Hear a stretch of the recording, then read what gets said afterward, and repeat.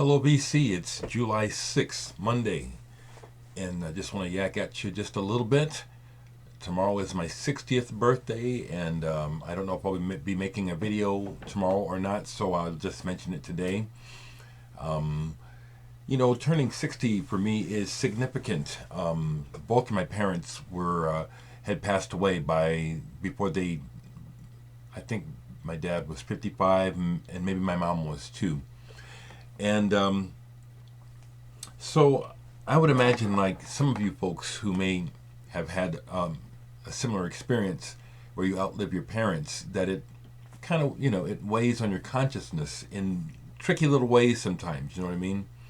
And so to be 59 going on 60 and still basically the same person I've always been, except for a lot of road miles, I'm extremely thankful and happy to be here. I just have a few records to show. I actually bought a couple things. They're in the closet, but I kept one out. Jesse, who is also in the BC, has a record store down in the old market here in town, and primarily used records. And those of you that follow on Facebook know who Jesse is, and he had just recently come into a large amount of records from the Goodwill, over 100 pounds of records. So I went down and went through those, and I think I have one I can show here that he sold to me. I think I got this for less than $1 because it's beat, but it plays. Nina Simone, Forbidden Fruit. Nina Simone has been back in the media again.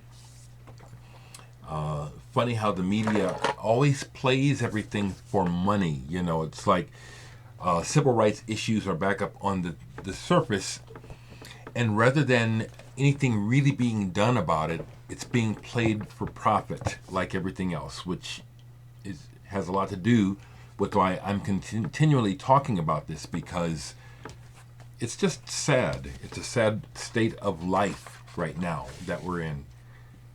So it's got some pretty bad marks on it, but it plays through. An album that he had in the new arrivals that may surprise some that I bought it, but it was only $15, and I thought to myself, I'm supposed to get this. Michael Jackson, Escape. Like many people in the world, the Jackson 5, Motown, Michael Jackson has a large place in my life, in my upbringing. Like this band, Yes, losing Chris Squire recently. Funny, I didn't see them on this tour. I have this t-shirt because it was given to me by an ex-girlfriend. What's the joke about some relationships? Well, at least I got a t-shirt. No, I still love the woman deeply. I do.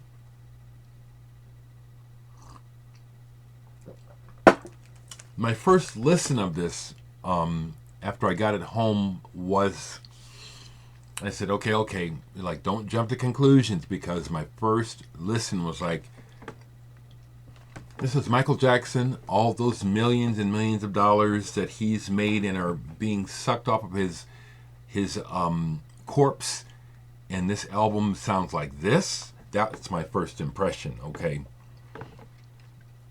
I've listened to it all the way through now a couple times because I really do like Michael Jackson, and got to see the Jackson 5 and Michael Jackson live at the height, after Thriller was huge. He did that victory tour with his brothers. I got to see that. It was historical. It was spine-tinglingly exciting. So Michael Jackson's music is important to me, okay? And what I'd like to say is that I went and listened online, like you're able to do, to the deluxe version of this, where you get to hear a lot of the original versions of the songs before they produced them, thinking that they had to bring them up to modern day listening standards or what the producers think is going to be popular with the kids, which to me is they did the exact wrong thing. Several of these songs, when I heard the original versions, I like those better. A good example is the title track "Escape," where while Michael's laying it on the line about, he's had enough of the system and being played, like property. That's what he's singing about in the song, and seeing his own demise before him. I'll be gone before you know it. There's several really good songs on here, and what I think is interesting to my ear is it's Michael Jackson on most of these songs just really trying to talk about what he's thinking about and making it song-like, because there are some phrases here where you can tell that he wasn't going to release this because he hadn't figured out how to say what he was saying yet, in a real poetic musical way. There are some lines where he's singing where it's like, that wasn't the finished line. I'm really glad I bought this. Real glad I bought it. It doesn't, I think there was like some extra stuff with it, like a print or something. It's not in here, but I got the album.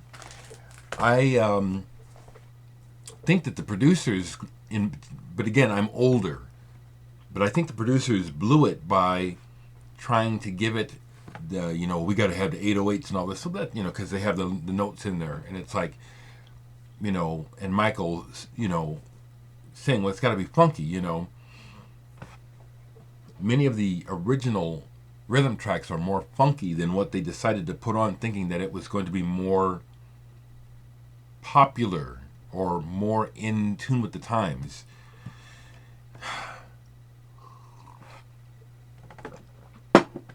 So there you go, Michael Jackson. I love Michael Jackson. I don't have a lot of his records, but I always said to myself, I wished that I could have met Michael, that he could have used some real friends, and maybe it's me being out of my mind, but I've always thought to myself, well, as imperfect as I am, I think I would be a good person to have that, for Michael to be around, instead of all the sycophants and all the glad-handing parasites that got to him. Just like Elvis, just like anybody else that has anything, the first people that, not the first, but the people that try the hardest to get in your graces are the ones that are just trying to take you.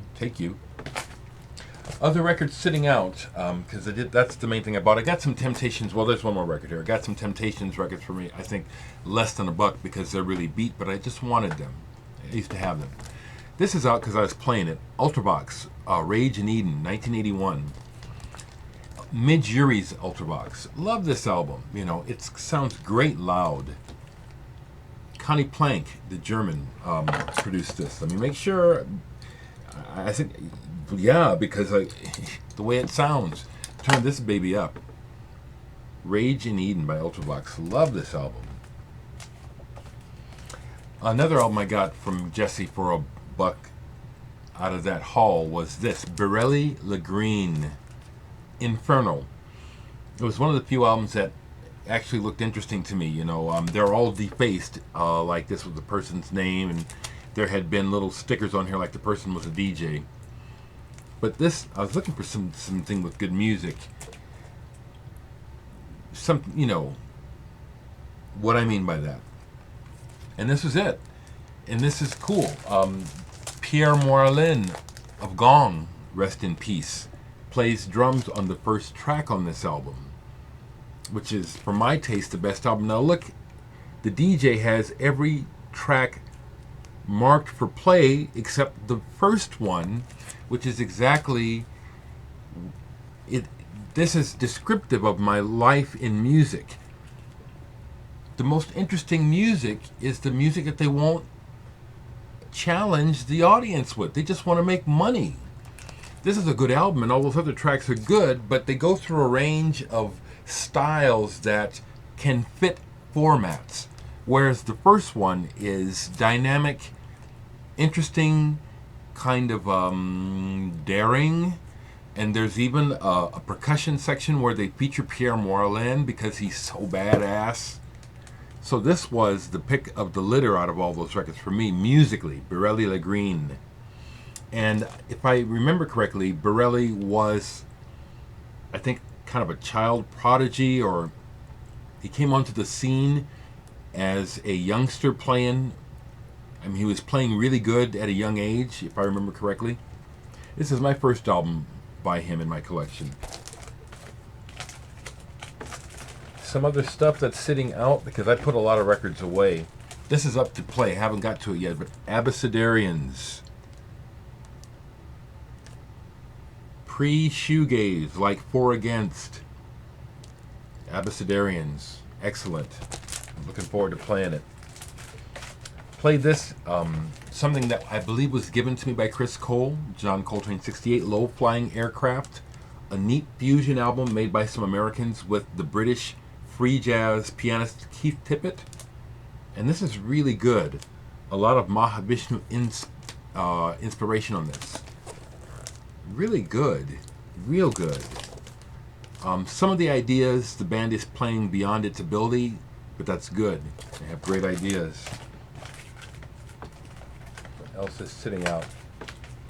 Oh, here's one more that I got from Jesse. I didn't put them all away. This was in such great shape. Thankfully he gave it to me for like $2. Manfred Mann, the Do-Wah Diddy album. This is for their hit. It's just in really good shape. Not that I'm going to be playing this. It's just like, I've always liked Manfred Mann. I've got their jazz stuff, Chapter 3, that's what I like the best. But this was just too nice to just leave. And thank you, Jesse, for giving it to me for a good, cheap price. Okay, I put away just about everything else. So I'll just say again, thanks to everyone. I forget to do particular shout-outs because, you know, people feel left out when they don't get mentioned. And it's nothing personal, but it's just the way we are as people. So right away, you know, someone who's been with me for the longest time is Rob Paniques up on the East Coast. What's going on, Rob?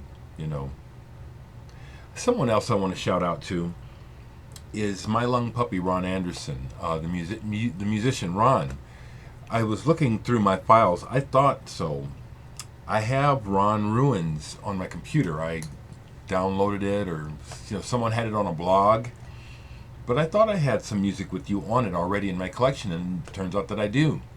Ron Ruins. Shouting you out. So I'm not going to try to go through the list, because it's like everyone wants to be mentioned, and that just gets insane. I just wanted to say thank you for hearing me out. Thank you. I just want to say thank you for just hearing what I have to say. My last video, I've been saying things steadily and regularly about the state of affairs in the world, especially the United States, especially for black people, especially for a person like myself. And I'm just really just saying exactly what I'm experiencing. And it's not politically correct, and I'm certain that there are many folks who don't like what I have to say. Thank you for being kind and not writing unnecessary comments, because all I'm doing is expressing, you know what I'm saying? It's not me expressing what I'm experiencing is not anti anyone else. And I do believe it's coming through pretty clear to most people that it's pointless to come and leave, unkind words, because the proof is in the putting of the words. The proof of what is behind the words is there in the words. There's no clever way of disguising ignorance and intolerance, or just a lack of understanding whatever it may be. There are many reasons why we can't all see things more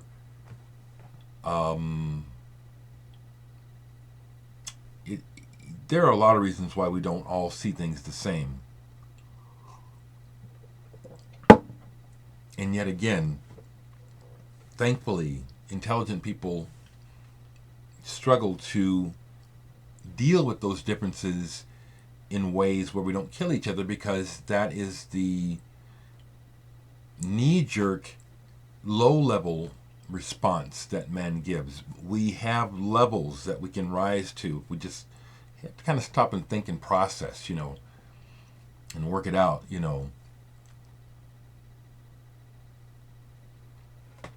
So just thank you for accepting me.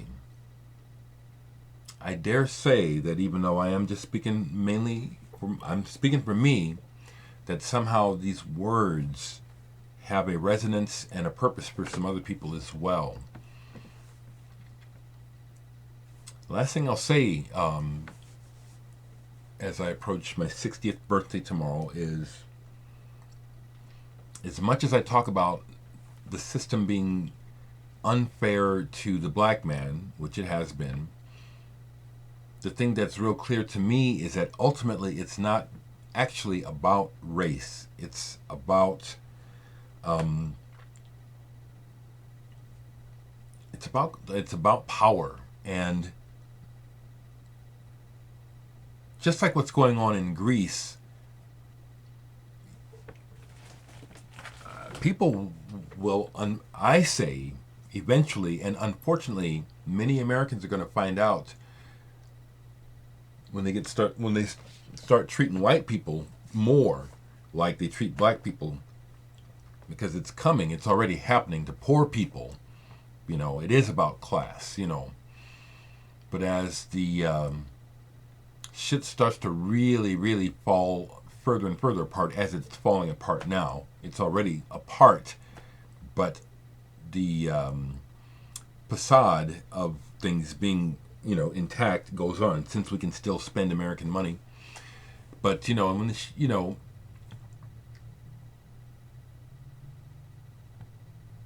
things get much worse, which they have to before they get better, common people who still are under the illusion that they somehow are the chosen ones or the gifted people, you'll find out you're just a nobody. You're nothing to the man that wants everything, whoever that is. We can't say any names, because when you bring it up, the most rich people who've had the money and the power for eons, then you come up against this rabid, psychotic response that of people actually defending them. Well, no, you see what I'm saying? I'll stop right there. Yeah, it's my birthday and I got all this heavy shit on my mind. It's really the world that we live in. But am I ultimately having some sort of peace of mind or happiness? Yes, I am. I enjoy the days as much as I can. But, and there, the but is just got to be put there. But, is there an underlying frustration, anger there? Yeah, sure in the hell is.